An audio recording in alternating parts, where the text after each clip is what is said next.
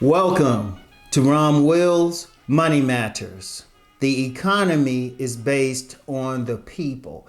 I'm gonna tell you what, one of the things I have an issue with when they talk about the economy, what's going on, is they make it like some super scientific type of thing. And I'm gonna tell you what, I learned really about the economy when I used to have a book stand selling books at this flea market.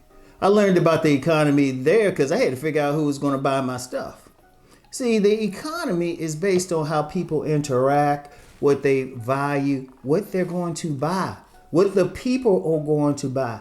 Indeed, one of the best statements publicly by economists is that 70% of the economy is based on consumerism. What they buy and don't buy. Who's consuming? People. So one of the things that you have to understand when we're talking about the economy is, okay, what are the people buying? What they're not buying? What they're using? That's the key to it all. That's the key. What the people are doing. Now, the other part of it is just actually creating the products for them to buy. And that's very important, but the people still got to buy it. And when you have a recession, people are not buying as much. So what are the people doing? Okay, they're not spending as much money. They're not spending as much money. One, because a lot of times companies, corporations, in response to certain things, to the people not buying more, they raise prices. Which, they thinking about their bottom line. But they need to follow the example of Henry Ford, who paid his people enough so they could buy his books. I mean, books. Yeah, my books, but Henry Ford's cars. See, that's one of the things out here. It was like, they're like, oh, people ain't buying, let's raise the prices. But if you raise the prices, people can't buy. That's why some of the smarter companies, they'll keep their prices low. Like you have this situation with many rental units and staying empty and many houses not being bought. People can't afford them. If you can, I don't care what the apartment complex is, the rental thing, if you have reasonable rents, people will stay in them. And it comes down to the people, what they're going to do. Like the people, they can explode in the economy, like to create the economy. That's the people. People want to see stuff on social media. People want to watch these videos. People are supporting it. Like in the book industry, I'm going to talk about the book industry in the next one. Like within the Black community. Now, I'm not sure what it is now because I haven't stepped in a Black-owned bookstore in a while. They're not as numerous as they used to be, but I remember the time the urban books, street novels were selling. People were buying it. I mean, really, the economy comes down to supply and demand. People have a demand for something, somebody else supplies it. And that's how people make money. Everything is based on that. If the people don't want to buy something, it's not going to happen.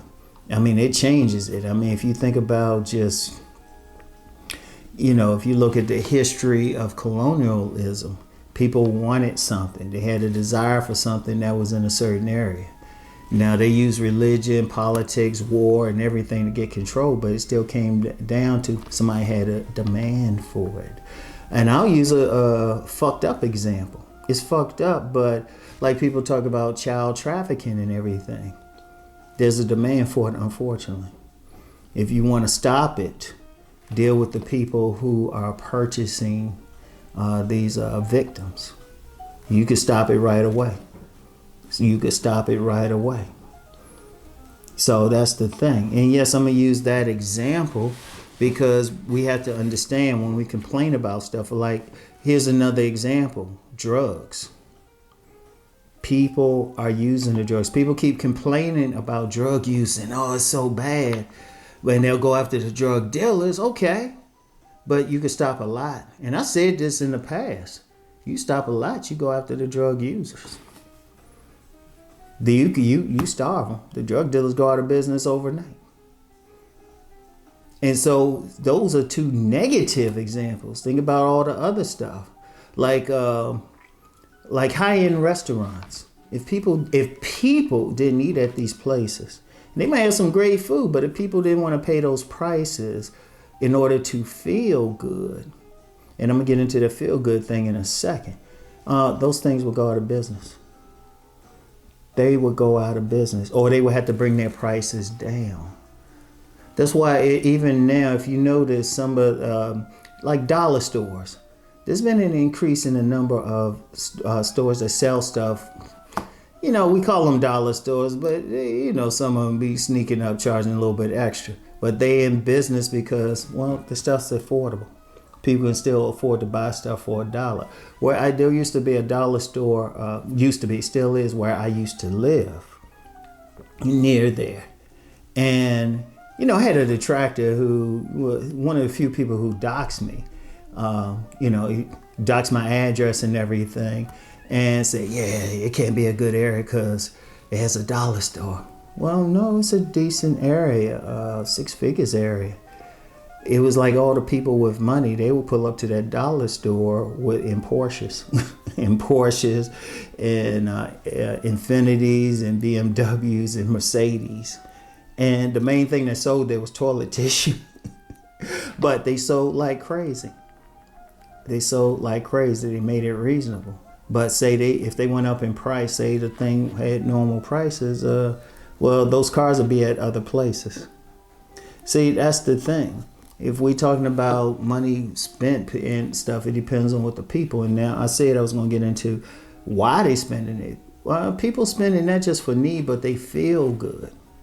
Now, one of the problems happening now, people don't feel good.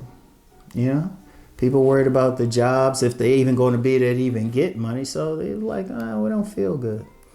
We're not happy about stuff.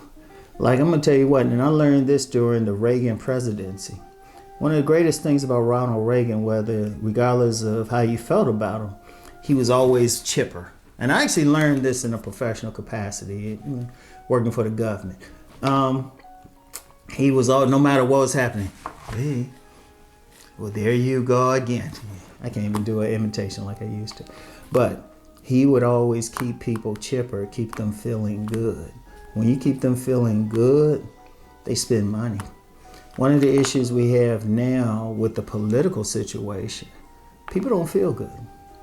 If people don't feel good, and that's regardless of what side of the aisle you're on, they don't spend money. They ain't happy. They holding back. They worry and stuff, you know? Because anything, it still comes on what the people are doing. Like, and I've talked before about it. If you go in any area you want to start a business, pay attention to the people and what they will buy. Very important, very important. All right, so always remember that. Always, then look that up. Do some searches on, look up economy and demographics and see what you see, all right? And like I said, yeah, I used 2 negative examples, but seriously, you could stop anything if you stop the people from supporting it. So, anyway, y'all know the deal though. Plenty of people out here. Let's go make that money.